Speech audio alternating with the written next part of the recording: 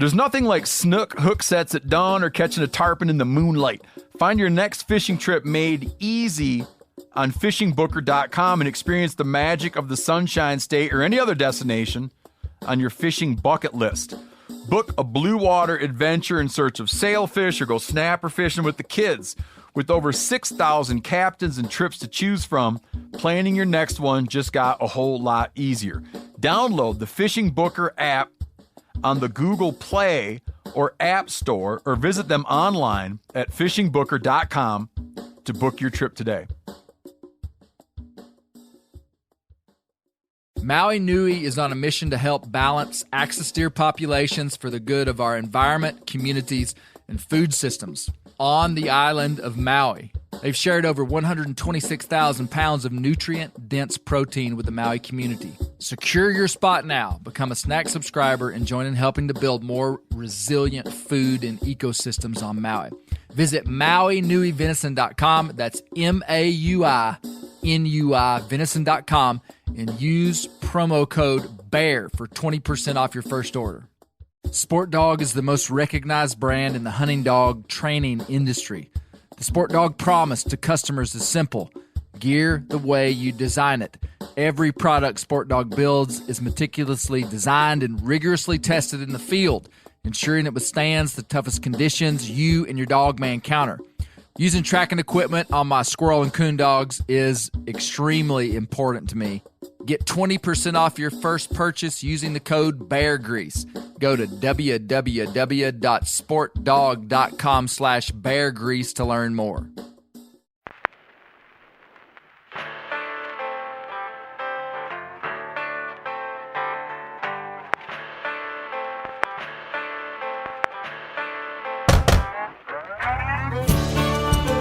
My name is Clay Newcomb, and this is a production of the Bear Grease podcast called the Bear Grease Render, where we render down, dive deeper, and look behind the scenes of the actual Bear Grease podcast. Presented by FHF Gear, American-made, purpose-built hunting and fishing gear that's designed to be as rugged as the places we explore.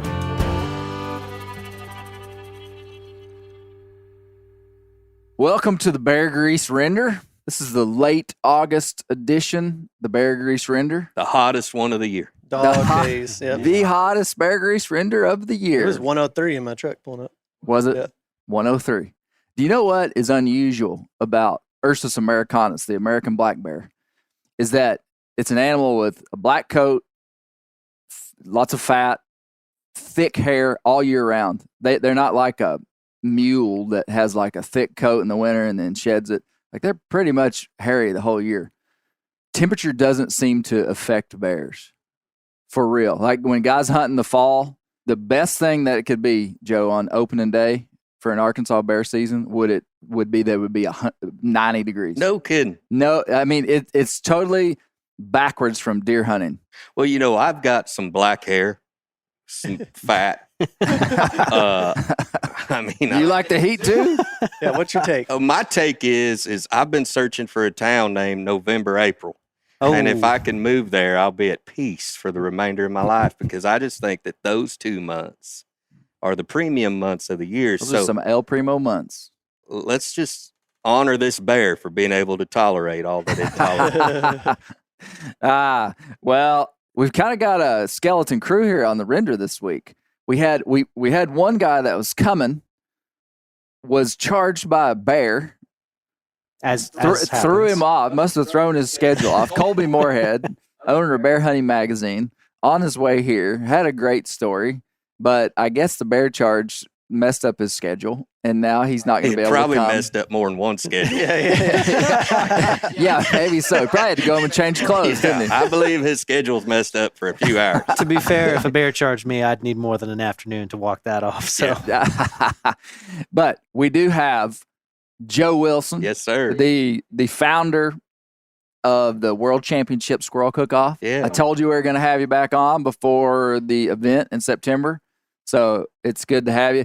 Joe's kind of like a one-man circus when it comes to podcasts. Joe's the El Primo podcast guest. I could just be like, welcome to the Bear Grease Render. take it, Joe. And Joe Well, could just Clay, start let's, talking. You want to let Jonathan out to leave? yeah. But we have Joe's sidekicks. No, not you guys just met Joe today. But longtime friend, Ben Lagrone. Good to see you, Good Ben. afternoon. It's good to have you. Ben's been he's been getting some pictures of some nice deer. And then my other longtime friend, Jonathan Webster. What's up? I'm really just here for the apple butter. I was hoping that there might be a second render of apple. I missed my opportunity. You know what? If I'd have thought about it, I'd have brought a jar out and I would have said the most valuable guest of the day Oh, gets the jar. Joe gets the jar. We're talking the apple butter. Yeah, you'd do anything for apple butter, wouldn't man, that apple butter, boy. you? Man, okay. My conversation today is kind of revolving around bears because yesterday we started baiting bears. We did our inaugural trip into the mountains to bait bears. So I'm thinking about bears. Apple butter, though, 15, 18 years ago when we bought this land, we've lived here almost 20 years. I started buying apple trees, and I'm going to give you an orchard lesson. Inside the lesson, you're going to learn about a little bit about bears, not much, but you're going to learn more about orchards. The best time to start an orchard was 5 years ago. Yeah. So you better start it now so that 5 years from now, you'll be happy. When I bought this place, I started buying discount apple trees in like midsummer at Lowe's. The ones with no leaves. They're always Yeah. I got you. Yeah, the little crooked ones with like 4 leaves that are like $12.99. It used to be $29.99. I didn't know the floor model applied to agriculture. Oh, yeah, that's the same way I buy ribeyes. I wait till they get that yellow tag on them. Yeah, My they're father-in-law calls it aged. half rotten. Yeah, well, half price, too. Yeah. Exactly. Okay, that's mistake number one. If you're going to plant an orchard, you need to go not to your big box stores. You need to go to a local nursery and find the disease resistant and the good species of peach, apple, cherry, whatever you're after that will grow in your region because Lowe's doesn't care. Right. So I started planting this these episode brought trees. to you by- Yeah, I started planting these trees, and basically today, 17, 18 years later, I have 6 good apple trees that are probably 6 inches at the base. I mean, like full-grown apple trees, and they have produced sporadic yields for all these years. But the life lesson from this, Joe, is that I've got 6 beautiful trees. I bet I've planted 25. Did blight Oh, man. hit them? Wow.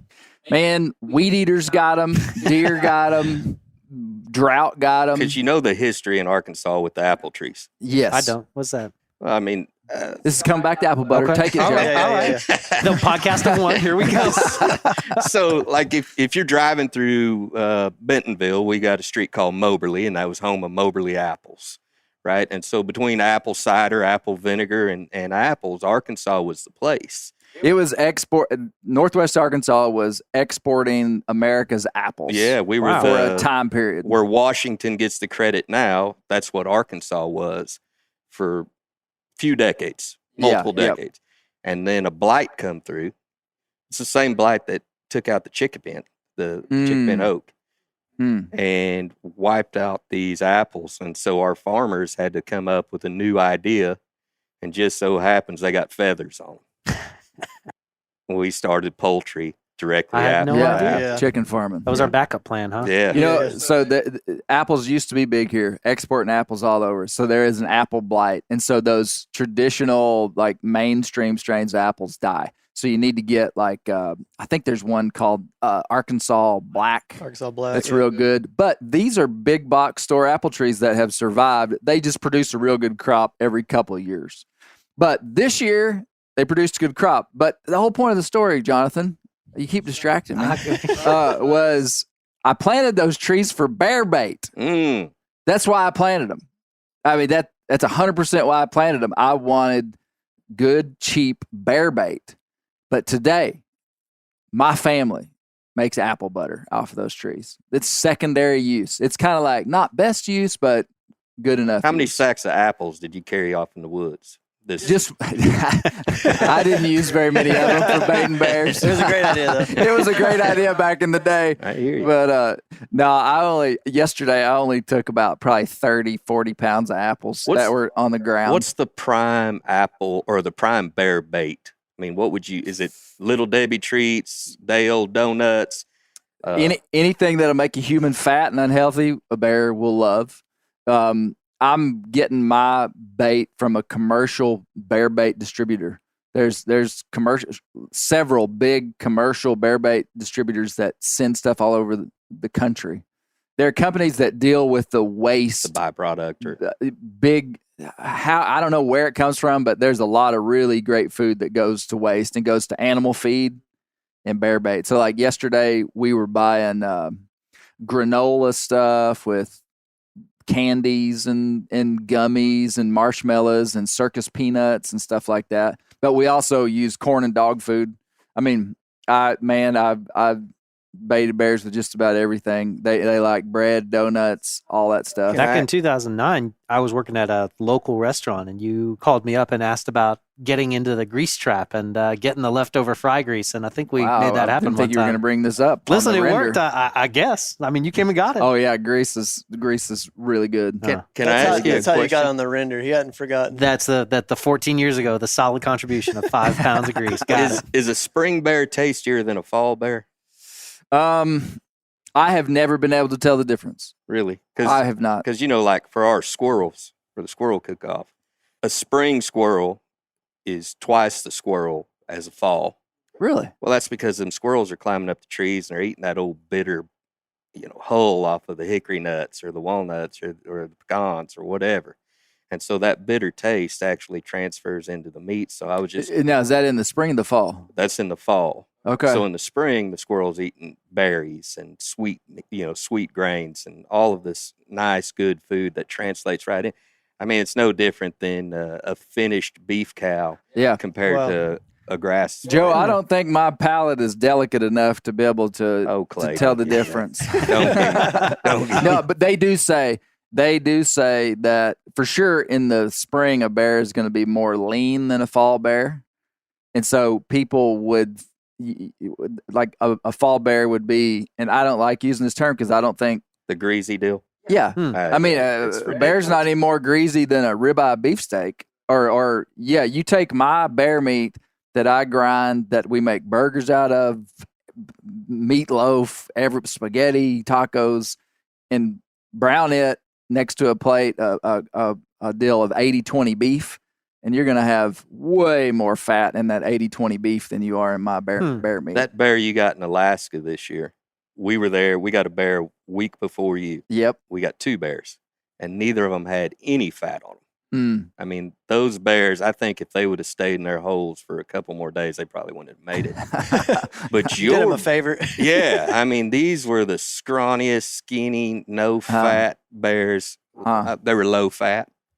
Low fat. They were probably better for you Mm-hmm. than that greasy one that you got. But yeah, I've always thought that bear is not greasy. I don't know where that come from. Yeah.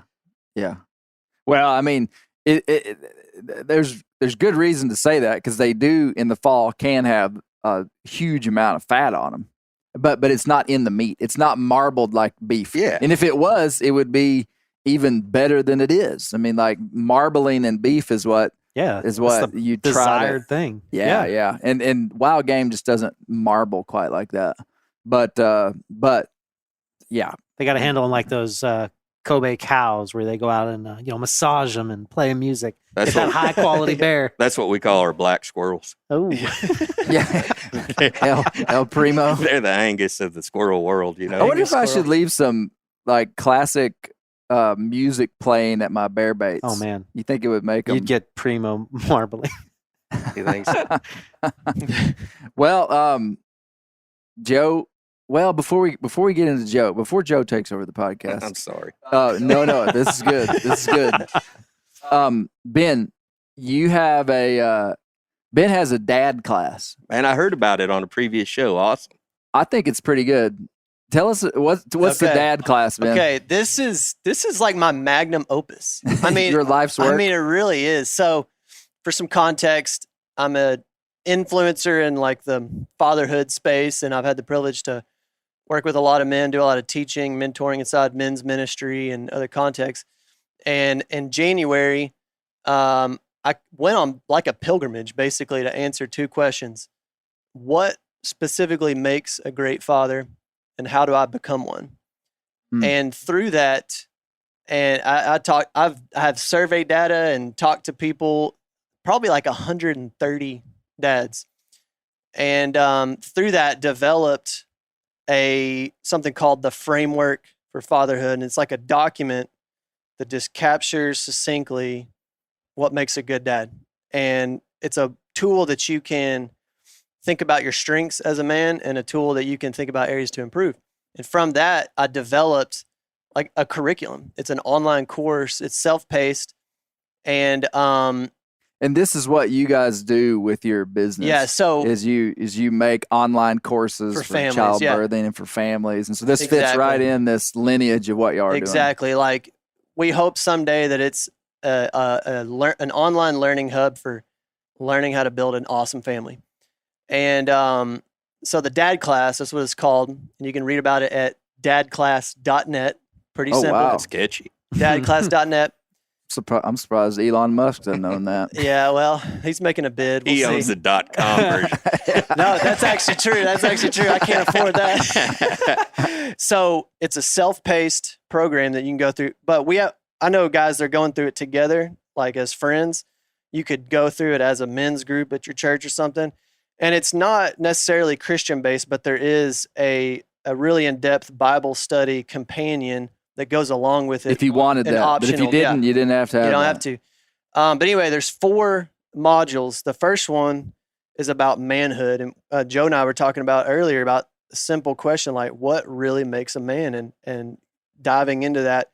And so in that module, we look at that question and we look at the influences your father had on you. You look at all the things that influence you as a man. We talk about marriage in that module. The second module, we dive into the framework for fatherhood. And that's broken into fatherhoods in 4 big overarching skills or competencies: leadership, relationships, shepherding, and legacy. And that module is awesome. It is awesome. It's been life-changing for me to develop, and it's been life-changing for guys that are going through it. And then the third module is called Fathering Over Time. And that's where I take a lot of my knowledge of childhood development from my early education days. I used to work in public schools. And so we look at the stages of child development and talk about how fathering shifts and changes as your kids age, all the way up into young adult. And then the 4th module is something called Brand New Dad Boot Camp. So the whole course, any dad of any age, there's one guy taking the course, he's a grandfather. So guys of any age can take it.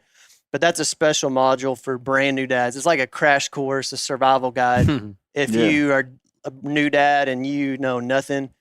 And I'm really excited. So we just launched it a couple weeks ago, and you can learn about it. So people are already taking the class and stuff. Yeah, all over the nation. And it's mostly guys that have taken my wife and I's childbirth class and stuff.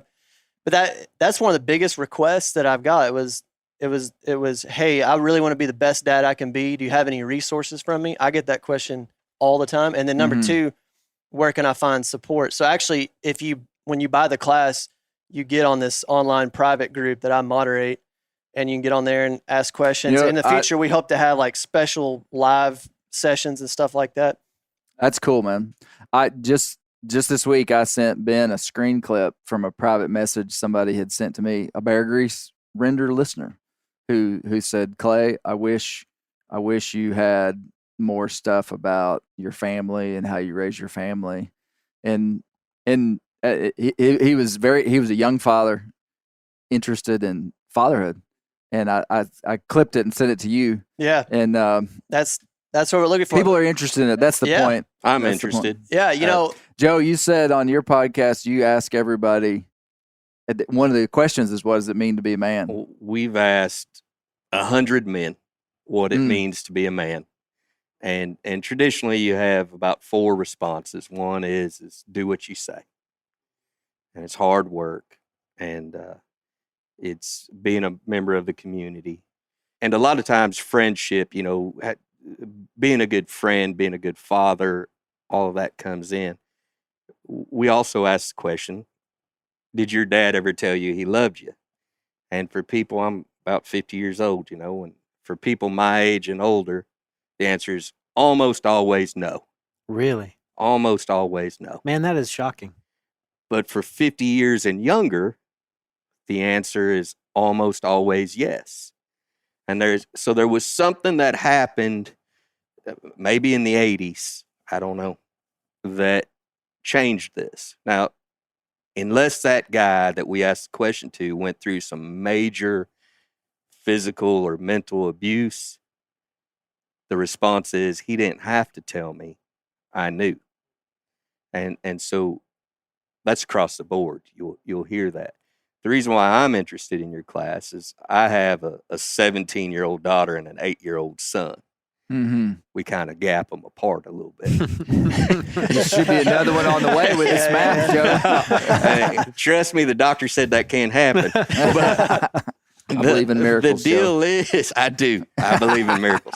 But the deal is, to me, is I had a phenomenal relationship with my daughter until she was probably 12 and a half, going on 13. This little girl caught every perch with me. We deer hunted. She cleaned deer with me. She was my shotgun rider. We ate donuts. Every time we could eat donuts, we hit the park. And then the dear Lord decided he was going to turn her into a woman, and things kind of changed. And it's been a struggle. Now, my goal right now is I'm playing kind of like Batman. I live in a cave, and if she ever needs me, she can shine that light, and I'll come running and fix whatever it is that needs to be fixed. But I'm playing a game right now where space keeps her from hating me, I mean, you want to talk about getting your heart broken, and I guarantee you're going to have a ton of your listeners say that teenage year is evil. I mean, it changes, and It can be tough. I was that kid. I remember getting angry whenever I was a teenager. I mean, we're not in rut. Well, maybe we were, but we're at that point to where we're trying to prove who we are, and we're a man, we can handle it. Or you're a girl and a woman. It's a tough time, brother. And I'm sure you'll have a lot of men, if they open up to you, they'll tell you that a little girl can break a tough guy's heart pretty dang easy. And it sucks. It's a bad deal. But being older, I've watched men go through this, and I know what the end game is. Those little girls are going to come back, and they're going to find out that dad was just trying to protect them. Mm-hmm. What do you say on that? When you brought up the deal about the older generation not telling their kids they loved them, and then now it would be unusual for any group of people probably to not tell their kids they loved them. And my question was, do you think that the kids that are being told they're loved really feel loved? And I don't know the answer. It's not really a trick question, but the idea is that if you say something, well, because you said that a lot of the guys that dad never told them they loved them, they knew they were loved because of the action. And now there's probably just as many guys that would say, man, my dad was a warlord. And like at some level he loved me, but he was kind of I mean, there's probably different versions of it. I think that's the part that made us know that they loved us, is because they gave us rules and restrictions and guidance that if they didn't love us, why would they tell us that? And so, for a dad to enforce that, and all of a sudden you're wrong. Well, it's like, what is love? Is love letting your kid do whatever they want all the time and giving them everything they want? Or is love, disciplining them in the right time and giving them correction and putting boundaries on their life and not letting them do this and that? It's the highlight of our life to have our children. It's our legacy is what we leave behind in them. Clay's deal, taking bear out and dropping them off in the woods and letting them kill a bear. I couldn't get away with that deal at my house, right? But why not? Well, I sure whoop me. But would I want to? Absolutely. What Clay has shared with the listeners about how he's raising his family is very, very interesting to me. But I'm old school. And so to a lot of people, they don't want our kids playing out. I live in the country. They don't want our kids playing out there because the boogeyman's going to come kidnap them. There ain't no saber-toothed tiger that's going to take my kid. I'm that kid who would walk just like Brett Reeves. He talked on his show, this current one, to where he would walk on forever. And we knew what time dinner was. We had to get home to it. We'd leave with a pocket full of bullets or a couple hooks. Mm-hmm. And nothing bad. You know what happened? Everything was good. Even the bad times were good. And I kind of feel like we're missing a huge opportunity to our kids by not doing what you're doing, Clay. That's, in my opinion, that's often wrong. Yeah. Well, the other thing that you wouldn't see about the freedom that I do give my kids, or it's just not something we just talk about all the time, is I've placed a lot of really strong boundaries on their life too. The reason I can trust Bear Newcomb to go in the woods for 3 days by himself while he's 15 with a bow and all this, and just trust him to be competent enough, is that his whole life I've been there, number one, but I have tested him.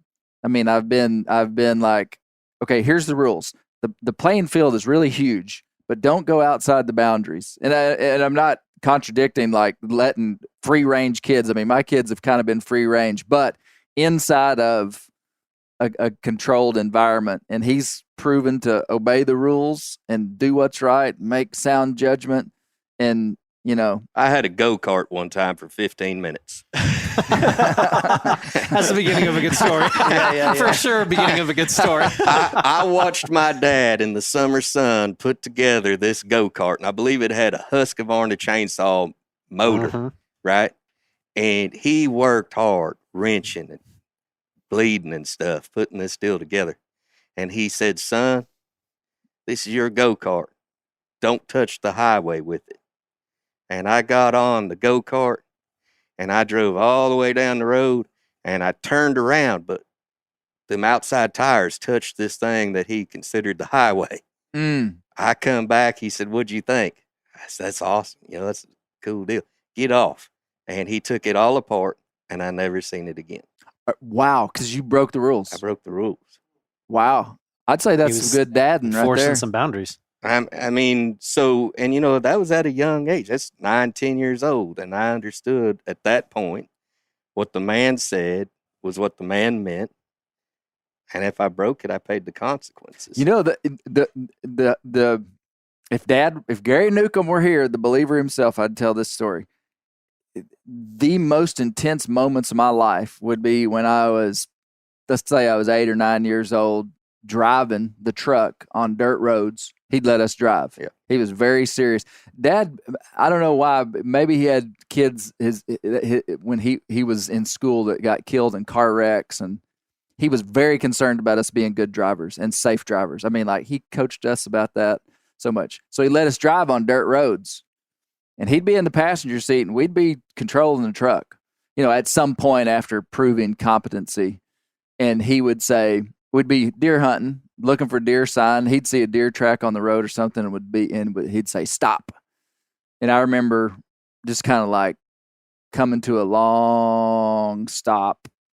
That's when the state troopers get mad at you. Right, yeah. It was that, and he would be like, I said, stop the car. When I say stop, I mean stop. When I say turn, I mean turn.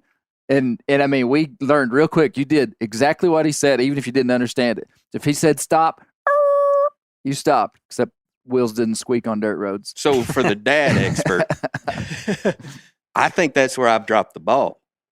I think that just like training, it's a bad comparison, but just like training a dog, you give them an inch, they're going to take a mile, right? And I have never been real good at drawing that line. Is drawing that line important in your class? Absolutely. And first of all, I wouldn't say I'm the expert. I'd just say I'm a learner, and there's no perfect dads, Actually, Come on, Ben. We know you're perfect. what makes a great dad is somebody who's able to learn and reflect and make changes, even small changes. I think that's what makes a good dad become a great dad, because the world's full of good dads. I mean, honestly, I think 90% of the guys are good dads and love their kids, doing their best. But when you think about sitting down, reflecting, and making a practical change in your life, that's hard. It's hard work. And that's what this course we try to do. But we absolutely talk about boundaries, and we talk about finding balance. So like some guys, they might struggle with being way too harsh, way too strict. They can't build relationship for nothing. And that's going to bite you in the end. And then you got other guys that struggle to set those boundaries and be consistent. So being a great dad's being aware, okay, what's my natural tendency, and trying to identify how to practically change that. That's what I'd say to that. We've all got having that awareness of yourself. Yep. And yeah, all of us have a tendency to either be too loose or too strong. Yep. You go to one side or the other, and just being aware and knowing that probably somewhere in the middle. Man, I'm having you on our show. Okay, I would love to. I'm telling you, man. because It'd be good. I think you'd be perfect on our show, because our show is dominated by men listeners, and the majority of them being a father, and it will play right in with what our goal is. One, you're a younger guy, and one of the values that we've tried to put on our show this season is to prove to the public that the younger generation is absolutely as strong as the older generation. Y'all just do stuff a little different. And because that's... Hey, tell them the name of your podcast. Cooking Up a Story with Aaron and Joe's. Love We drop a new one every Thursday on all the things you can listen to them on. And we're a lot different than Clay's show. We're very open to listening to all kinds of things. But if you're a truck driver and you need 3 hours down the highway, tune in, boy, because it's a 3-hour show. But man, you fit in perfect to that, and it's a characteristic, because I work in construction industry, and so I depend on young men to build America, right? And one of the things that we deal with is that older guys say young guys don't know how to work. Here's what I know. I know young guys, we've got to depend on them, because they're going to fight for our freedom in this country and protect anybody that needs protecting. So we better respect them enough and treat them solid. But your dad and your grandpa and everybody, it's built into us to think that the next generation has lost it. Right. Does not every generation feel that way? Every generation. Yeah, absolutely. And so when you hear it, you just got to understand that we heard it. Yep. And they heard it. And so it's just one of those deals, and technology plays a lot into it, because y'all can do stuff faster than we could. I'm pretty good at that Google. But we think that because we don't see you breaking your back, that you ain't doing nothing. And so they call it lazy. You've heard it, right? And it's not the truth. It really ain't, Clay. It's just one of those deals to where we need a better bridge between the younger generation. And until we get it, we're going to be like every other generation, you know? So, yeah, you coming on. Let's do it. Plan on it. Let's do it. Yeah, man. I'll be listening in. Sweet. You got a couple to listen to. Yeah, I do. Shoot, man. Joe really does have a really interesting podcast. They do a good job. I can't wait to hear it. They do a good job. Last thing, with the coupon Bear Grease, 25% off. I love it. Bear Grease has got a wow, 25% off the Bear dad Grease class. gets What if I its gave own- you a free squirrel? Is that worth another 25? Oh, you'd be in. You've landed in a good place here, Ben. Dad class. Dadclass.net. Right on. That's awesome.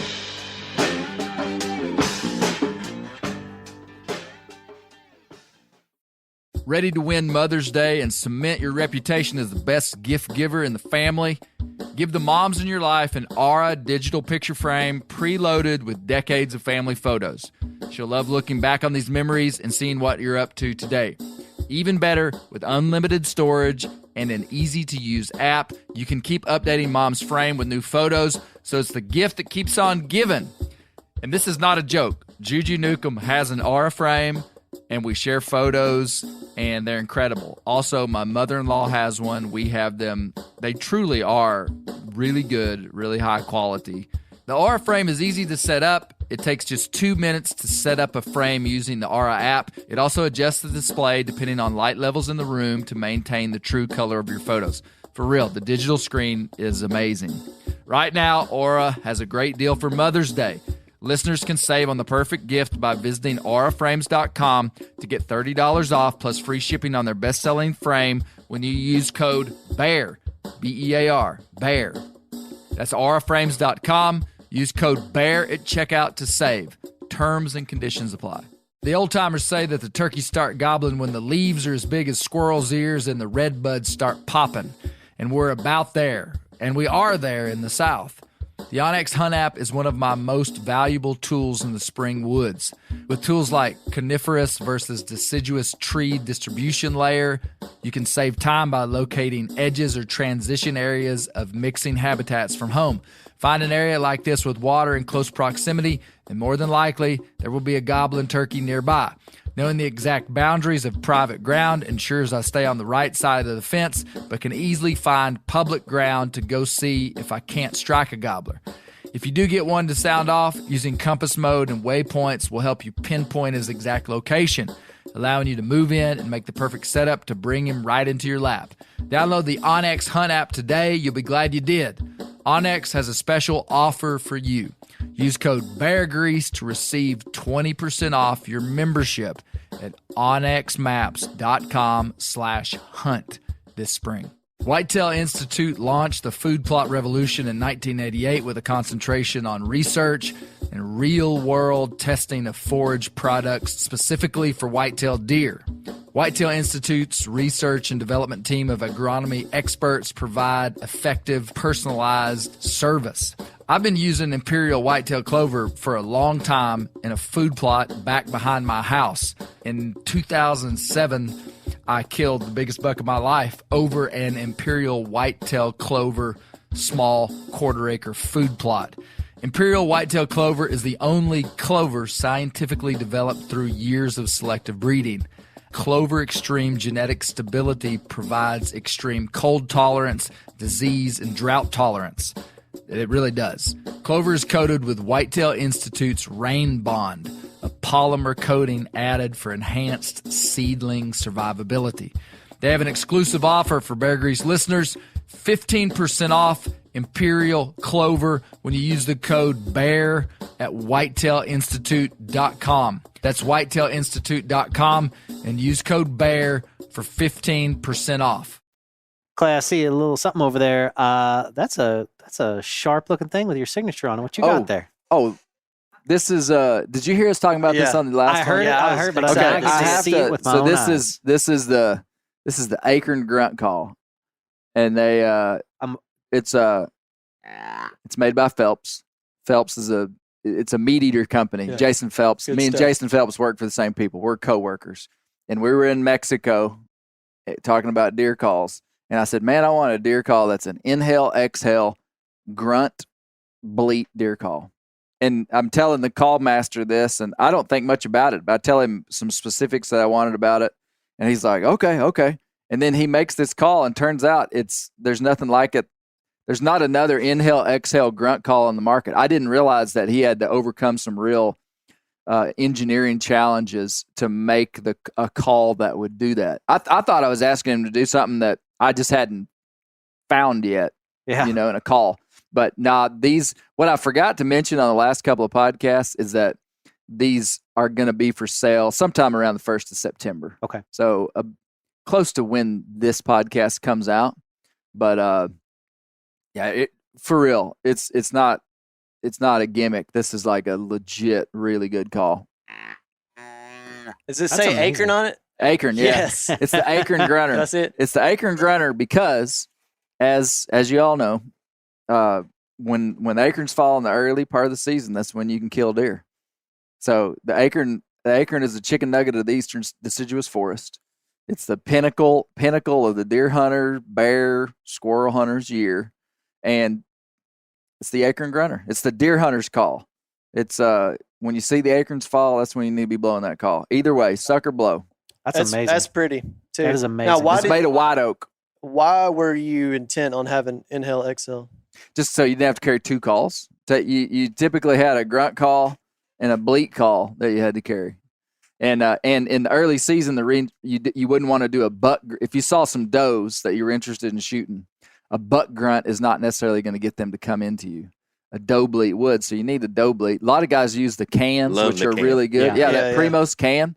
That call kind of revolutionized the deer call world with its simplicity. But this call makes in my opinion, a more robust, louder or soft. You have more control with this than that can, and you don't have to keep up with a can. I'd never use anything but the can. I didn't even think about. Yeah, you can. I always thought awesome. like a soup can with dried corn in it. Shake it around like a deer feeder going off. Yeah, I just think, man, if I had a soup can with some dried corn, I'd just rattle this old deal, and the deer would come a running. That It works in Pavlovian? Texas. Yeah. I It think works you in could Texas. put your name on that and probably sell a whole heap of them too, limited edition. Yeah. Squirrel Cook-Off, Man, September 23rd. September 23rd in Springdale, Arkansas. I saw that. You move locations. Oh, okay. That's Well, awesome. Yeah, It's in my neighborhood. yeah. So Arkansas Game and Fish put a pile of money into putting that place in Springdale. It's beautiful. It's a beautiful facility, and they're just not getting the traffic they need. And so they needed a circus act like myself to come out to that deal and show people where it's at. And so on September 23rd, starting about 9 o'clock in the morning, the teams will be doing what they do. And let me tell you, we've got 40 well-qualified teams. Based off of the last time I was on Bear Grease, we brought in a lot of people that had never even heard of the Squirrel Cook-Off. Really?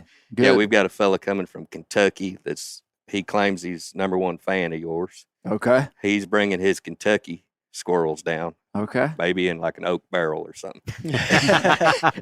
And he's Marinated. yeah, he's sweet. going to bring his Kentucky squirrels in. We've got a team signed up from Massachusetts. Nice. We've got a team coming from Washington State. So when we claim we're a world championship, if those people in France or China or whatever want to come over and partake, they're more than welcome to.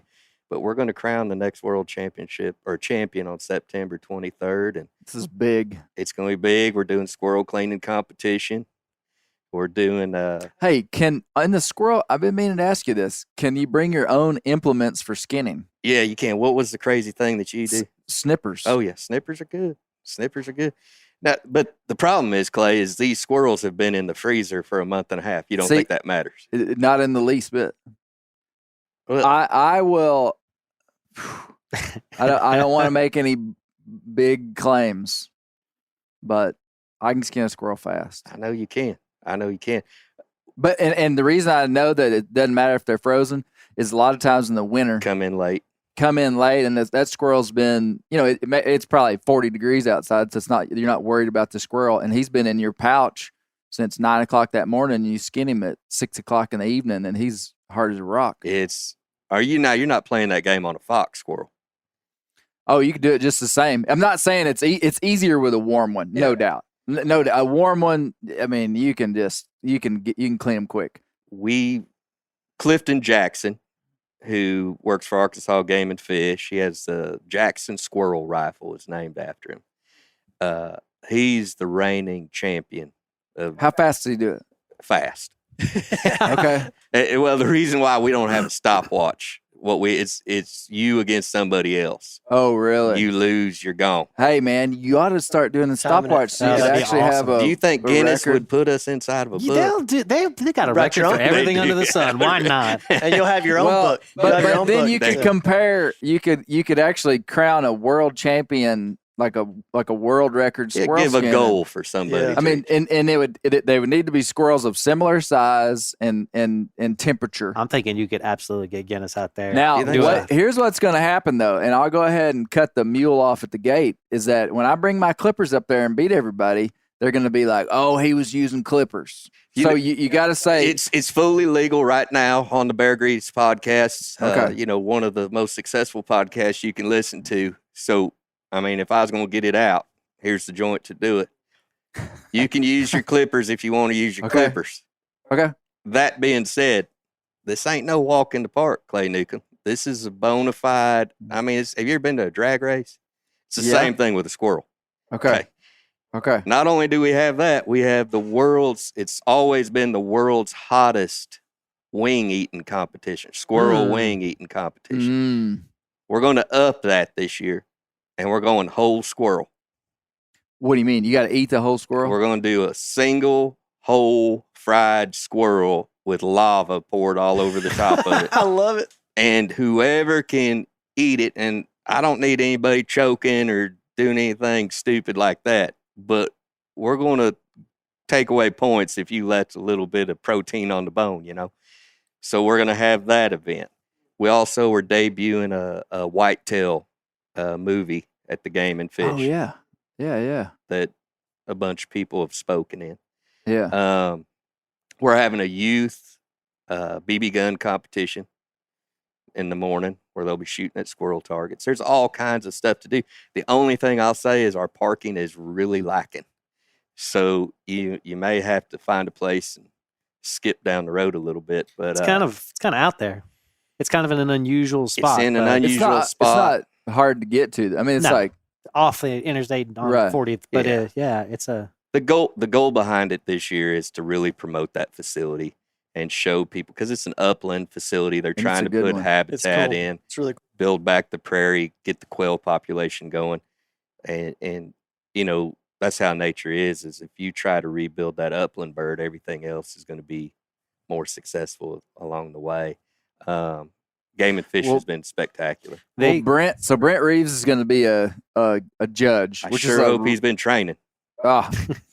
Brent trains year round. Do you think he'll pull out that case pocket knife and try to saw through some stuff? Yeah. So Brent's going to be there, and I'm going to be there. I mean, I'm not like doing anything. Yeah. But I will. I'm planning to be there, Joe. Okay. Well, we expect you to be there. Yes, I want to be there. I want you to be there too. Yeah. I mean, your little documentary you made, was it $1,000 squirrel or $100 squirrel? $100 squirrel. Y'all seen it? I have not. He pulled a documentary when they were out on them mules riding around. And what was the premise of that deal? Well, we killed 2 squirrels in the morning of hunting, and my buddy said, "That's $100 squirrel. It cost us $200 to drive out here and shot 2 boxes of shells and killed 2 squirrels." And that's kind of the moral of the whole squirrel cook-off is you're taking these squirrels that are the smallest of game and you're turning them into a premium meal. And so if you can do it with squirrel, you can dang sure do it with a bear. There ain't no doubt you could do it with an elk. And just enjoy the gifts that we have. So yeah, I'm looking forward to seeing everybody. I love it. There'll be some fathers out there too. I'm going to be there. That's in my neighborhood too. I'll be there. That's a lot of fun. That facility hosts so much like educational stuff to the public. My wife is going there tomorrow. They're hosting a charcuterie board building class. My wife's going to learn how to do carpentry stuff. Huh. Like it's amazing. You could find fishing stuff. The Arkansas Game and Fish has done a really great job. I think most game and fish organizations are suffering on trying to get people back in to hunting and fishing. And so they got to depend on photography, and they've got to depend on the culinary side, because if you can get someone through their stomach, you can dang sure that's a pretty quick trip right to their brain, right?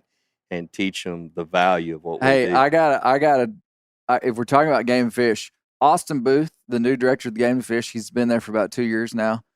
I mean, I didn't know the guy before he became the director. After he became a director is when I met him. It's not like we're longtime friends, but he's a heck of a guy. Well, he's a heck of a leader. It takes youth, right? His leadership skills with the department. I mean, he's grabbed that thing by the horns, the Arkansas Game and Fish, and is doing some incredible stuff. They've got a big piece of property they got to worry about, which is the whole state. Mm-hmm. And in that, there's a whole bunch of smiles that can be developed in this state if people just go out and take some of this free entertainment. And it's available in every state. I mean, you're going up to Alaska here before too long. If you were ever bored in Alaska, there ain't no hope for you. Yeah. Something's wrong with you. There just ain't no hope for you, man. Except the wintertime when it doesn't get daylight. That's the only time. But then you Even get the at northern that- lights. Then you get Yeah. all sorts of stuff, man. There's things to do. So, the Bear Grease Render. On the Bear Grease That was Render, the introduction we to the talk- render. Yeah, welcome to the Bear Grease Render. Now we're going to talk about last This- week's episode, the Mississippi. This is the 4th episode in the Mississippi series. I had some people that were like, man, I wish you'd do 4 more. I want to hear about the coastal erosion and the nitrogen bloom. You said you skipped right over it. Just said I'm not going to do it. But I was hoping there's so much. And then I was talking to my dad, Gary Believer Newcomb, my biggest fan, and he's like, Clay, I'm tired of the Mississippi River stuff, man. No, it's been really He good. was like, he said it's interesting, but I like that about Bear Grease. I mean, like I'm probably like a part of the atypical crowd for Bear Grease, but I found this series fascinating. Really? And, yeah, absolutely. And I think you really brought like to the forefront of my understanding why the Mississippi River is important, how it impacts like the country as a whole. Like I have enjoyed every episode. What would you have known about the river before this? I knew it was, it's funny, I was about to say, I knew it was the longest river in America, but actually that's the Missouri River. So Right, yeah. I didn't know much, I guess. I mean, I know I drove over it and it doesn't look very pretty, but that was one of the things that I really loved about the series, and specifically this episode, was talking about the health of the river. Because you do have this impression when you drive over it, like the areas I drive over would be near Memphis, right? Everywhere around it, it just kind of looks muddy and the banks don't look that great. And it just kind of, you get a bad impression. And see, that is, when you talk about natural systems and you talk about beauty, if an alien came from another planet and stepped into... They always go to the desert. Yeah. Good point, Joe. Yeah, like what would they perceive as beauty? Like what would they look at the Rocky Mountains and say that's beautiful, or would they look at this muddy, dark river system and say it was beautiful? To me, a natural system that is functioning like it was before humans got too involved is beautiful. Yeah. So I mean, like when you cross over the Mississippi River on a bridge and look and see this big flat water that looks like it's still, but it's actually screaming down towards the Gulf of Mexico. That is equivalent in terms of natural systems that impact the landscape to an Appalachian mountain range, a Rocky Mountain range, the Ozarks, even on a smaller scale. I mean, and just to appreciate it is like, that is a dynamic, wild, ancient, hard to control, dominating piece of a geologic feature of the earth that is like, will be here longer than we will be here. When we're long gone, that river will be here. I'm like you, man. When he talked about the health of the river, I think we get so shocked because when we open up our game and fish book and it talks about, well, you should probably only eat fish like twice a month or whatever, lead, mercury, all of this. Right. And we think about the runoff that's going inside of it. For him to state that the nitrogen and the things that were not bad for that part of the river, they were bad for the ocean, right, for the Gulf. Yeah. To hear the fishing stories, to understand that a flathead isn't as valuable. That shocked me. Yeah, that was cool. as a blue cat.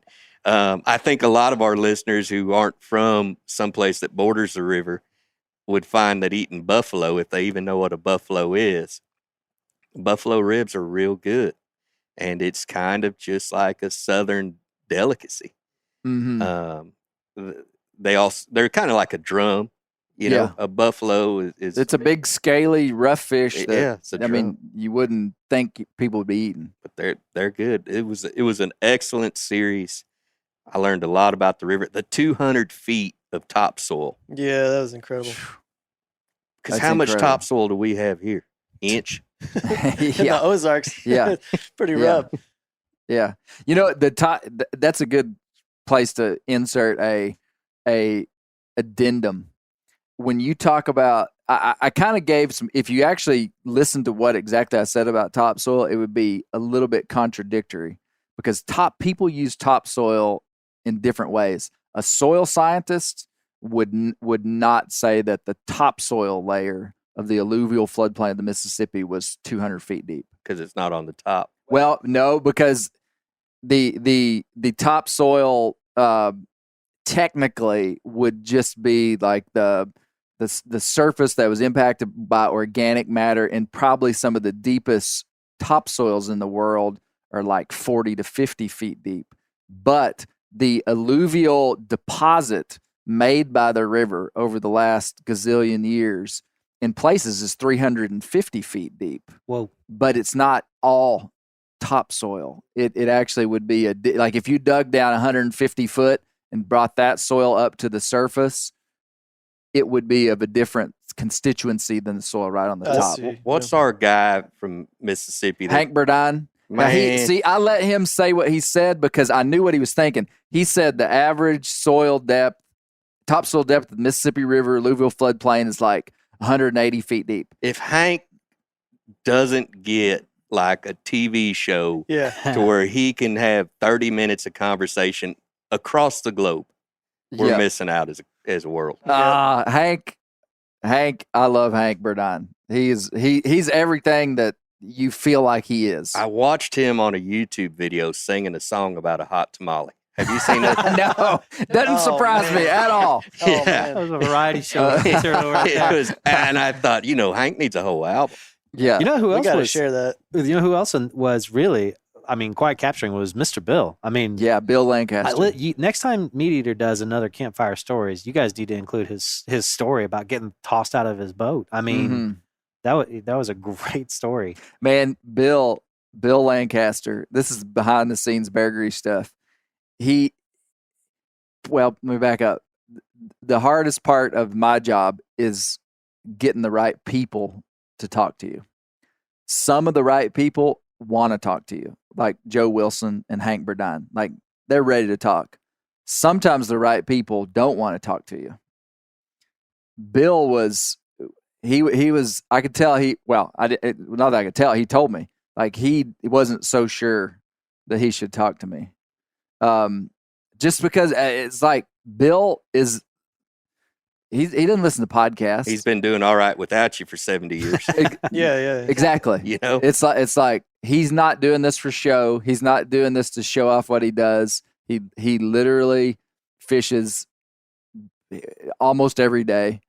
He has since 1984, and fished before that a lot from 1969, but professionally for a living every week of the year since 1984. Is he a one-man show in that boat? He doesn't take anybody with him. Yeah. A lot of shrimp boat captains were like that. They were just one guy on a shrimp boat, and that's like the life of a boxer. You're the one who determines if you're winning or losing. Yeah. And that's what I got out of him. His work ethic's unbelievable. Yeah.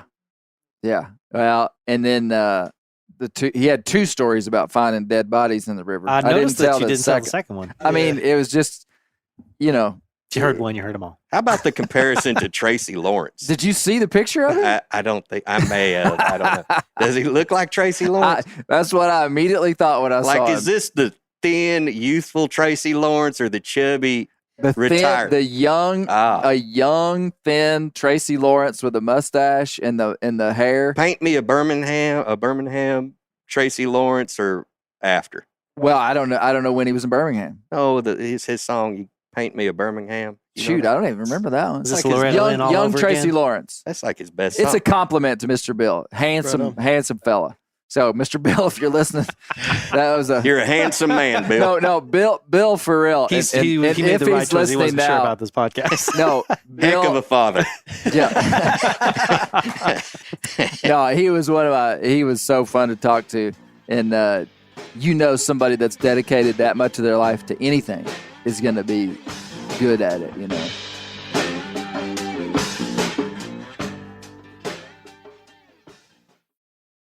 Ready to win Mother's Day and cement your reputation as the best gift giver in the family?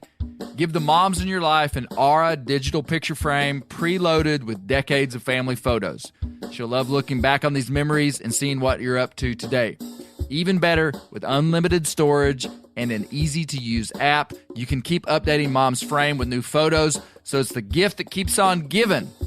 And this is not a joke. Juju Nukem has an aura frame, and we share photos, and they're incredible. Also, my mother-in-law has one. We have them. They truly are really good, really high quality. The aura frame is easy to set up. It takes just 2 minutes to set up a frame using the Aura app. It also adjusts the display depending on light levels in the room to maintain the true color of your photos. For real, the digital screen is amazing. Right now, Aura has a great deal for Mother's Day. Listeners can save on the perfect gift by visiting auraframes.com to get $30 off plus free shipping on their best-selling frame when you use code BEAR, B-E-A-R, BEAR. That's auraframes.com. Use code BEAR at checkout to save. Terms and conditions apply.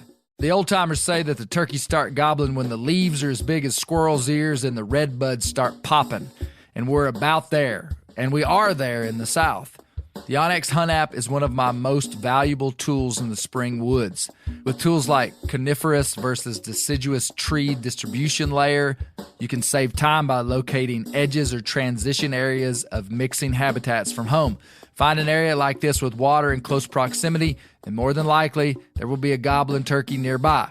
Knowing the exact boundaries of private ground ensures I stay on the right side of the fence, but can easily find public ground to go see if I can't strike a gobbler. If you do get one to sound off, using compass mode and waypoints will help you pinpoint his exact location, allowing you to move in and make the perfect setup to bring him right into your lap. Download the Onyx Hunt app today. You'll be glad you did. Onyx has a special offer for you. Use code BEARGREASE to receive 20% off your membership at onyxmaps.com/hunt this spring.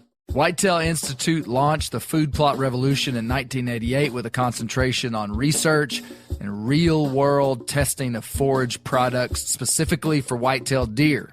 Whitetail Institute's research and development team of agronomy experts provide effective, personalized service. I've been using Imperial Whitetail Clover for a long time in a food plot back behind my house. In 2007, I killed the biggest buck of my life over an Imperial Whitetail Clover small quarter-acre food plot. Imperial Whitetail Clover is the only clover scientifically developed through years of selective breeding. Clover Extreme genetic stability provides extreme cold tolerance, disease, and drought tolerance. It really does. Clover is coated with Whitetail Institute's Rain Bond, a polymer coating added for enhanced seedling survivability. They have an exclusive offer for Bear Grease listeners, 15% off Imperial Clover when you use the code BEAR at whitetailinstitute.com. That's whitetailinstitute.com and use code BEAR for 15% off. You ever fish the river, the Mississippi? I never have. Never have. We fished the Mississippi 3 or 4 times. And just like they were talking For what? Catfish? Yeah, things with lips, you know. I can tell you one night we set up trot lines by a coal dock somewhere by Rosedale, Mississippi, or a grain dock, I guess, you know. And there was a light and there was some grain floating on the water and we could see things popping and above them. And I thought, son, this is where we're going to do it. So we set out 100 hook line. We went out, fished, come back, pulled this line. We maybe had three or four hooks without a fish on there, but every hook had a fish. And let me tell you what they were. They were about 16-inch gar. No way. Oh, wow. Yeah, it was miserable because there was just a gar fish on every hook. But we've caught some big fish, man, 60, 70-pound blue cats out of That's real? amazing. Yeah. Man, my wife heard that and she was like, we have to go. We Yeah. need to find somebody to take us.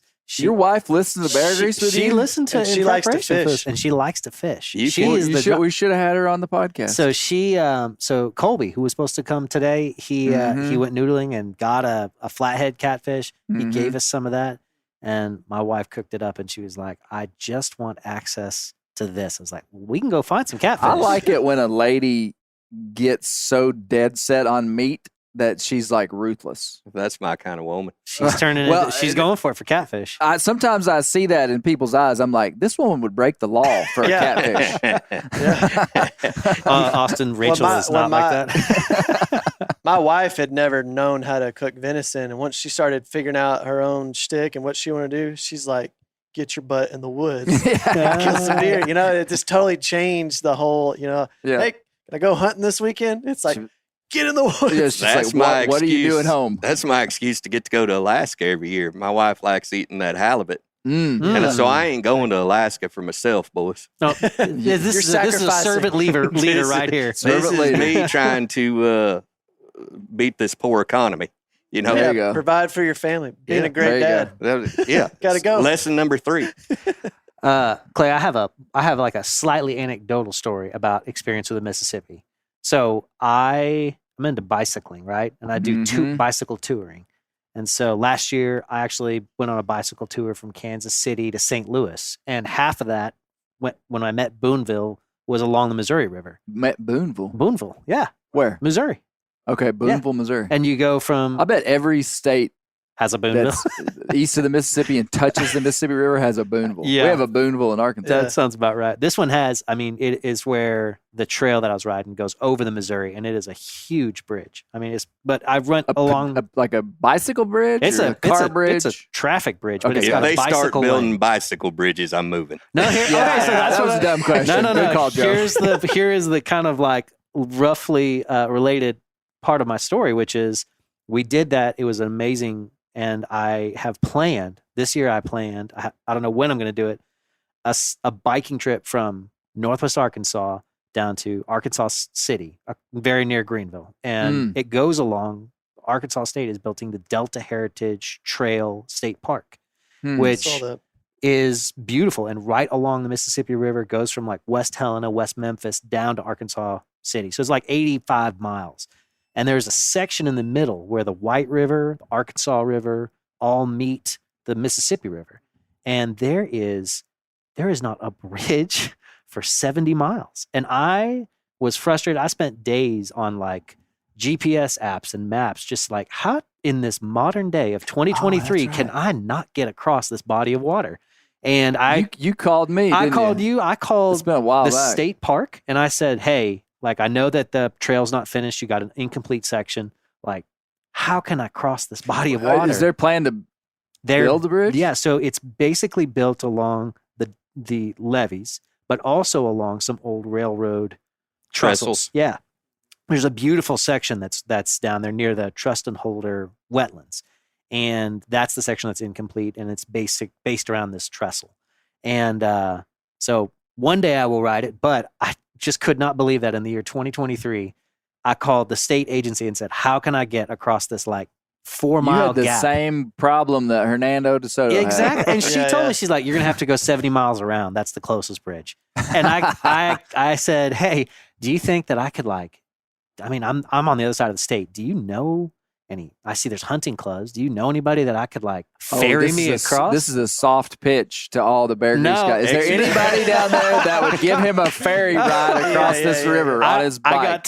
I got told that was a lost cause because apparently the hunting clubs were not a fan of this burgeoning state park, which made the section of your podcast talking about the hunting clubs being this wildlife mecca really interesting because of the cool story kind of conflict of I want access to that area as well. 2 points of conflict there. You're there. Well, I don't even want to get into this, but the conflict that you're stepping on that you wouldn't have even known is that, public lands, there is conflict around kind of who controls those. And so there's it's so big. It's such a big topic. It's hard to even want to talk about, but hunters are paying users of the land that we hunt because we buy licenses that go to do stuff for that land.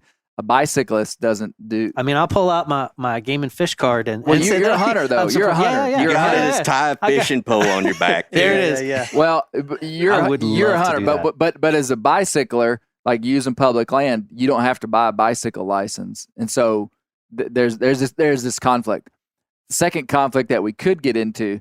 I had somebody reach out to me and say, Clay, thanks for highlighting in a positive way the land inside the Mississippi levees, because no doubt that is some of the highest priced land on planet Earth. I had no idea. Oh, those clubs along the river. I mean, there's $100,000 memberships. Yeah. Oh, Joe, that's outdated. Is 100,000? Really? Oh, there are clubs down there that, first of all, someone has to die. Yep. And they don't have to have an heir that would inherit the club membership. I personally know clubs that you couldn't buy into for $250,000. No kidding. This is like the Arkansas version of like Yankees, like and season so tickets. that to a guy that just doesn't, in my opinion, and now I could pitch the other side of this and have a good argument against it, but I just don't see it that way. And I got no stake. I wish like crazy. I got no stake in the inside the levees of the Mississippi River anywhere. Like, I'm not a member of a club, don't have any connection to them.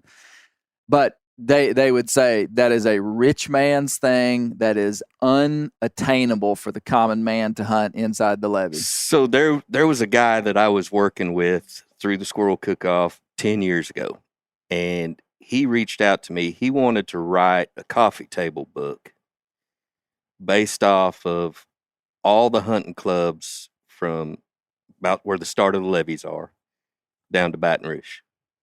And because the history of those structures, you know, these are old plantations.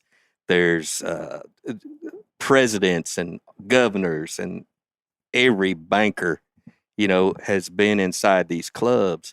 And we wanted to do a book, coffee table book, showing the history and their favorite meal at that club, because a hunting club is a place to eat, socialize, and maybe shoot something. You know, and so the history behind those things is phenomenal, and it's hidden history. I would not have known anything about it. I mean, I'm kind of the atypical listener, but it would have been completely invisible to me. Except I was just trying to say, how do I get from point A to point B? There is not a single road. Well, you're on a bicycle. Yeah. Bicycles don't do good in the swamp. Oh man, they sink. You know that rub between bicycles and all kinds of things is happening in our state. And there's actually an initiative in Benton County to where they're branding dirt roads as gravel roads that cannot be paved. And it's for bicyclists? Yeah, and so it's a unique idea. The idea is in order to preserve the farmland and the wildlands in that area, if you don't pave that dirt road, therefore there will not be a subdivision. It stays kind of rural. It stays, and you could imagine who's behind this. Some big money. Okay. And so this is just in the last month. I actually cooked for that group. A buddy of mine, Wes Evans, is part of it. He's a big time farmer in the county, and it's hard to change that paradigm that we're going to accept bicycles. And so this grassroots effort is there, and now wait a minute. Now, who wants it to stay rural? The farmers? The bicyclers. Well, and the farmers. You know, most of the farmers could sell their property right now and never have to worry about it again with the price of real estate. They're holding on to the farm because that's their history and their heritage. And so in order to maintain that they can have their animals without some person in an 1,800 square foot house living next door to them complaining, they're getting with the bicycle groups. Yeah, I see. So it's two kind of unlikely groups pairing up. Yeah, gravel's like kind of the thing right now for bicycling, because it's more of an adventure. You get out into more of the rural areas, and honestly, you don't have to worry as much about getting killed by a car. Man, I didn't mean to turn this into the scare me all the time. I didn't mean to turn this into the bicycling podcast, but that was my access point to appreciating the area around the Mississippi River, the rural areas, the levees, and all the stuff that I'm really excited about visiting the Delta Heritage Trail State Park once it is completed, which I believe is sometime in 2024. So what about the Sultana Museum? Yes. Did I talk about that? You did, and I had never heard of that, but that sounded awesome. Yeah. You said that Sultana's still there? Yeah, it's out in a private, it's on private land. You can't go see it. But the Sultana is in somebody's soybean field. How about the tie-in with Holt Collier on your one of my favorite episodes or series was Holt Collier. Right. And knowing that his killing of the bear and the deer fed the people that built that levee system. Built the railroads and the levee system. And then you got the 1927 flood, which I was aware of the flood because it even affected us in Northwest Arkansas when the White River backed up and flooded. But that flood, being the worst flood, killed more people than any flood that we've ever had. And most Americans don't know anything about 1927. I didn't. I mean, I had heard that there was a flood back in the day, and that's about as much as I knew. Hey, let me do something here. I want to go back. I want to talk about the 2011 flood. Yeah. We're going to hold the flood stuff. I got to go back to my comments about the Mississippi River, and I have to finish a thought. That's really important. I think it's important. It's the whole rich guy inside the levee thing. And yeah, the land inside the levees for hunting is not accessible to just average people. It's just not. And it's not that everybody that hunts there's rich. That's not it either. It's just they know a rich guy. A lot of the guys that have memberships in those clubs aren't rich at all necessarily. They've just had memberships in the clubs when they were not valuable. And that's the point. Hunting, recreational hunting, has made that land extremely valuable, more valuable than the timber. I wish I had made this point more clear. Y'all can tell me if it was clear. Timber companies owned all that land because it was not valuable for farming. It was not valuable for houses and living because it was inside the levees. It could flood. So timber companies owned all the land from Baton Rouge up to, where the levees ended around St. Louis or from Memphis. Let's just say Memphis to Baton Rouge. Timber companies owned it. Timber companies are going to do whatever it takes to make money. They're going to cut timber heavily. There came a tipping point when the cultural value of recreational hunting became more valuable than the timber. And at that point, that's when all that land, and there's still some timber company land inside the levees, but not near as much as there was before like the 1980s. These islands are 25,000 square feet. I mean, they're huge. Oh, there's hundreds of islands out there too that are literally islands of the river.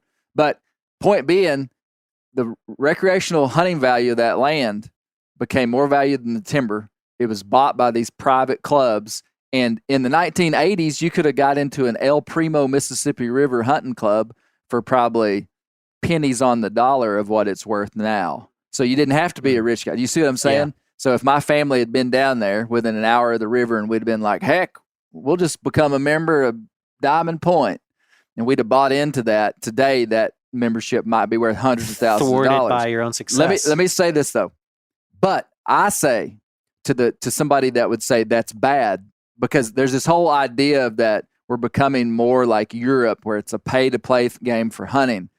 I would say in this case, with such a specific, unique, delicate riparian zone of one of the greatest rivers in the world, I don't care who's making it healthy. As long as it's healthy. Yeah. Yeah. And so it's like, bro, I salute and love watching Will Primos hunt inside the levees of the Mississippi River and kill giant deer. I love hearing the stories, and at different times, I'm supposed to go hunt inside the levees. As a matter of fact, this year. What kind of call will you be using? I'll be using Clay Newcomaker and Crowner. There it is. But don't you think that not only that particular area of hunting clubs, like, guys used to be able to scrap together some money and go out and buy a piece of property and start a hunting club. I mean, that's so far out of reach for people these days, working men, common working men, because there's men that work who work hard and make a lot of money. the common working man. Like these social media influencers. Say I had a deal that made dads better. Yeah. I was hanging out with a podcaster and stuff, and we decided that we were going to buy us a hunting club. And a hunting club's got to be 400 or 500 acres, or it probably ain't worth it. That's $1 million or better now in Arkansas. Yeah, it's just out of reach unless you have so many members that at that point the population of hunters that the value would Yeah. be less because of so many people. I don't know what public access to hunting inside the levees is like, but that's one of the reasons that I like seeing things like the Delta Heritage Trail State Park, which obviously you can't hunt in the state Do you park. work for them? But You've said that I'm like really 7 times. the Arkansas Game and Fish in Springdale too. We're gonna hit all of it. No, I like seeing that. I don't know what public access is like though. There's down there. along the Mississippi River, there is some public land that touches the river, but not a lot. I mean, it's the vast majority of anything from Memphis to Baton Rouge is going to be private land. Have y'all ever just stood there and watched the barges going up the river? I mean, they're pushing 46 barges up a river with one engine. It's an amazing thing. And if you actually think about how many semi trucks that would have took or rail cars, that river, I think 90% of all of our agriculture comes down that river. Wow. I mean, all of our grains, everything. And the unique thing is, like, was it early this year or last year it was this year when the river was going dry, right? It was making national news all the Yeah, it time. was low. And we'd watch the news and think, boy, Memphis is getting hammered. That river is going to come up. That water comes from Ohio that fills up Memphis. It has nothing to do with how much rain is coming through Arkansas. Right. It's the Ohio Valley is where that water is troughed down. It comes down the river and feeds the Gulf. And it's our biggest highway. Yeah. I have a barge story that wasn't on the Mississippi, but I grew up in the Gulf Coast of Florida, and there was an intercoastal waterway built between the Choctawhatchee Bay and a bay in Panama City. They would move cargo via barges, inland, and so they just dug it out in the middle of nowhere, and so they threw the sand out. Florida's flat, but they threw the sand in these great heaps. So we would go when I was 14, 15, 16, camp on the side of what felt like a mountain to a Floridian, right? It's probably a 30-foot drop down to this And it was waterway. 30 feet above sea level. Yeah. I mean, that's the way to go. in Florida. I have a distinct memory. I went out there with some high school friends and we camped out overnight and we cut down a tree and with hatchets, just totally out of our depth, but we were having a great time. And we each had a log. We're carrying it along the bank at probably 2 a.m, just having a great time. And a barge is coming. And of course that wake just is immense, even in this, especially in that small. And so we all started hoofing it, and there was a down tree, and we were trying to like hoist logs over this tree, and the barge is getting closer, and we're 16 and we're freaking out. And that barge Now, are points you in the water? No, we're on the bank. There's So like you're close. there's So like you're gonna get the we're wake totally is gonna gonna hit you. Yeah, and it's not gonna drag us out, but it's gonna get us wet, right? They're 16, man. Yeah, having a great time. And that barge points that million lumen spotlight on us. Oh, And really? we are in the middle of nowhere. And I have this log on my shoulder, and I was kind of a bigger kid, and I'm struggling to get up. And this barge pilot gets on his loudspeaker and goes, "Go, go, go, you can do it, you can do it." I got to the top, and he went, "Yeah!" It was the best thing That's ever. awesome. That's my barge story. I love That it. is Wow. funny stuff. It was an awesome series, Clay. It really was. And Good. 4 Well- was probably the right number. I'd love to. I'd love to hear Joe's more. with Gary's like, I was getting a little tired of the river. No. I like the diversity of topics too, because coming from a former history teacher, I've always thought about the economics of waterways and that important role it played in our history. But I learned a lot thinking about the geography, and it really it never hit me just how pivotal Pivotal. There we go. it is having it in the middle. Right. Yeah. And America is so biodiverse and huge that we just don't think of that river substantially as, say, like Egypt. So in 2008, I went to Egypt and I boated on the Nile River. Mm. Egypt is the Nile River. Nile River is Egypt. Like, that is the country. I mean, it's a desert. There would be nothing without that river. I've been far south in Egypt where you can stand on one side of the desert, look over the river valley, and see the other desert. I mean, it's just 90% of the people live right there in the valley and into the delta. But in America, we take it for granted. And I think when I was listening to this, I was like, what would I take away from this if I lived in like this other distant part of the country? And I think I would become a lot more interested in the waterways around me. If you lived in way in Southwest or wherever, it's like our lives are defined by water, not just the economics that I've always thought about, but our biodiversity and survival. And then you think about the planet, like 80% of it's water in the oceans. I mean, water is everything. And so this series definitely caused me to think a lot bigger about that for sure. Well, it was a gap in my understanding that I felt was a liability. For real, like 2 years ago, I was like, I just woke up one day and was like, I got to know more about the Mississippi River. It's like I'm incomplete unless I know found more it about odd the river. that you weren't a Mark Twain guy. Me too. I really did. The public schools where I came from never had us read them. I never read a single Mark Twain book. I like Mark Twain so much. My son's name is Clem, Is that right? There you go. based There you after go. Samuel Clemens, Mm. because I thought that if I gave him a name such as Clem, he'd have a fighting chance of telling a story when he got a little older. I bet he does. I bet he does. So yeah, There you go. yeah, I like he's that. the Mark Twain stories about the river, the country songs about the river. So that I have a whole episode that I could do. I could do a fifth one. I'm not going to. About the blues. Oh yeah, I felt like when I was scripting out this thing, I thought I'm going to talk about the blues. And actually, I had a whole section where Hank Burdine talked to me about the blues that I didn't use. You ought to put out a poll. Well, listen though. The first guy that I started looking for to tell me about the blues, I was driving down the road and I was looking for a podcast, and it was called the Chris Thomas King Ken to Blues B.B. History. King? No, I don't think so. Convenient last name, though. Chris Thomas King. You guys know the movie "Oh Brother, Where Art Thou"? Yeah. Yeah.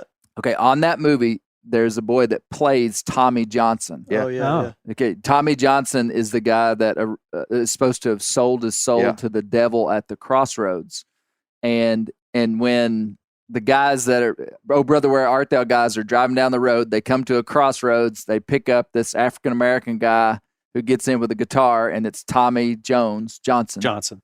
And that guy ends up playing a blues song by the fire on the movie "Oh Brother, Where Art Thou." That is Chris Thomas King. Huh. That's and him. He's got a podcast. He has a podcast. I interviewed him. Oh wow, Did a full Wow. interview with Chris Thomas King. Huh. Chris Thomas King came out with a book, and basically he says that the narrative that the blues started in Mississippi is not true. Where? Tell me it's not St. Louis. No, it started in New Orleans. Oh. According to him. That tracks. And it's so basically it is so, and I want it to be a whole Bear Grease, but go 4-5. I would, Go I 4 would, 5. I would enjoy that a lot. I Yeah. can tell already after this render, Listen. you're going to go 5. The differences between jazz and blues. I would love to hear all I that. don't have the bandwidth to like get more, but basically he says that there's if you ask anybody in the country where the blues started, they're going to say I believe Clarksdale, Mississippi is what they say. And just like that's where it started. He says that Alan Lomax, this storyteller from the 1970s and 80s, nationally known, really, really renowned storyteller who told some major stories and made some major documentaries about the Appalachians. He gained national fame and basically went to Mississippi. And he says that Alan Lomax is the one who kind of was the guy that said, hey, the blues started Are here. you doing this for safety reasons, not throwing this out, this 5th episode? Because Safety? Well, I afraid I'll mean- get killed? I mean, come on. You start saying hardcore. that the blues ain't from the Delta. Well, now it's from the Delta. Well, But that's the New Chris Orleans. Thomas King just says it. And he says that narrative doesn't add up. And he wrote a whole book about it and has a really strong thesis about how the word blues actually came from basically musicians in New Orleans making fun of blue laws, which blue laws would have been like religious laws, like you can't buy alcohol on a Sunday, or you can't, your juke joints can't be open on Sundays, stuff like that. there was a heavy influence in New Orleans, I believe, from the Catholics, and it was heavy blue laws, and then there arose this music scene that defied that, and it was about kind of rebellion against that. Then that's why the name, they called it the blues, because it was rebellion against blue laws. Well, and then the blues went up the Mississippi River, and his whole thing is, which tracks with the history of the settlement of the Delta, is that there weren't even there were not vast numbers of, most of the Mississippi Yazoo Delta did not have slaves in it because it wasn't settled till after the Civil War. If Do you see what I'm saying? Yeah. Like the place where they say the blues started before the Civil War, because they talk a lot about the blues being chain gangs of enslaved people singing, and there's the this Ganji dancers. He says he doesn't buy it. If you did part 5 and you said the blues weren't from that region, and you said that the Delta tamale is where all tamales come from, Canceled. My career would be over. Bicycle, You'd have to go on that alternate career path that you were all talking these people about. from Mississippi, I've gained their trust by doing all this Mississippi stuff, and then at this last You one, stole I the mysteriously crown jewel. get drowned in the Mississippi River, and Mr. Bill finds me. Found a third one. Whoa, what a movie. What a movie. Phenomenal. What do you got coming up on Bear Grease? Lord of mercy. I don't know if I should tell. Should I tell the I mean, world just- what we're going to do? Just a hint. Well, Just us. Nobody else. no. Yeah, I'll just tell you guys, okay? Just don't tell anybody. Don't put it on social That's cool. media. That's No, cool. it's actually it'll be good. I've had some people, that's a good question, Ben. I've had some people I've heard to our podcast referred to as regional, which I didn't necessarily like. And regional being the South. Like I heard some people be You're like, doing a show on the Baltimore Orioles. yeah, that's right. Bing, bing, bing, bing, bing, bing. Golly, Tune I've in been for waiting. Bear Grease, Baltimore Orioles. Well, I don't see Bear Grease as regional. I view Bear Grease as what I'm interested in. Happens to be a lot of what I'm interested in is in the South. How convenient. We're doing an Alaska Stories series Nice. where I have a very diverse, eclectic group of storytellers that are going to tell harrowing, near-death, wild experiences in Alaska. Is this I've like got 9 stories right now. this is like a Campfire Stories Part Yep. 3? Yep. Mm. Oh yes. Yep. I'm excited. Yeah, about that. it's each episode is going to have multiple like full-length stories, not interviewed. Like I'm not even on the podcast other than just through like I'll say like, here's this guy, and he's going to tell a story. There's I don't even want to tell you what's Oh, on come there. on. Don't, A lot of don't bear- do it. beard stuff. Hmm. bear Wink. there's bear stuff. There's near drowning stuff. So That's Cool, awesome. man. I'm Yeah, excited. it'll be about good. It'll be good. that. Yeah. I like the story episodes. Yeah. Yeah, yeah, Phenomenal. Just with different people telling their stories, you know. When I tell people about the Campfire Stories, the story I tell them about is the guide in Alaska who lost his boat across the bay and tried to go walk and find it, and Yeah. then tried to do that terminal burrowing and had to tell himself like, "Stop! You're digging Isn't your that grave." weird? So I mean, more Alaska close calls and stories. That sounds awesome. Yeah. Alaska, the Hollywood of the hunting world. Ooh, No kidding. And you can make a movie anywhere, but the best movies seem to always be in Hollywood. It's like Alaska, man. Unending story plots there. Yeah, it's a wild place. didn't So- you start this episode talking negatively about Alaska in the wintertime? Well, not negatively. I just said sometimes the sun doesn't rise there and it's dark 24 hours a day. That's all. Man. I'm getting That's all. conflicting information here. Okay, No, all right. I love Alaska. September 23rd, 2023, Springdale, Arkansas World Championship Squirrel Cook-Off. It's big. It's going to be big, man. It's going to be big. Brent Reed's going to be there. I'll be there at some point. I'll just be there. We'll tell Alaska stories when you get there. Okay. I will have been to Alaska. So Ben, Dad Class. Dadclass.net. Dadclass.net. Elon Musk owns dadclass.com. Don't go there. Be on the lookout for that special podcast on cooking up a story. Yeah, We'll be there. Joe's We'll be there. podcast, Cooking Up a Story. We'll be there. Yep. Okay. Yep. Dad Class. Check it out. Jonathan, you peddling anything? Bicycle. Nailed it. Oh, Done. man. Podcast's over. We're out. I Thanks, thought you Bear planned that out. That's perfect. That was so good. Oh, man. No, we're done. That's it. Mike Talk to you Trout. next week.